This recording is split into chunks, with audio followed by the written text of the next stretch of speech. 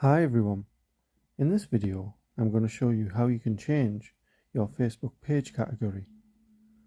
So if you find this video helpful, please give it a like and make sure you subscribe for more useful tutorials. So first open up Facebook, then click on your profile icon on the top right.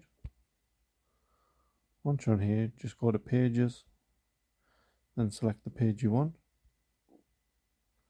Then it'll give you the option to switch at the bottom. So once you're on here, just click on the profile icon on the top right and select the page at the top. And once you're on here, just click on the three dots in the middle and it should give you the option to edit at the top, so just select that. And if you scroll down, you should come to Details, so just select Edit, and then it should say Category near the top. Then just select the little pencil symbol on the right hand side,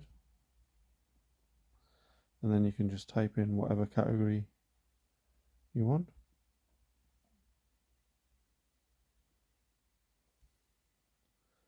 Then select Save,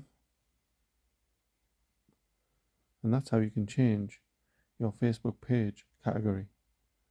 Thanks for watching.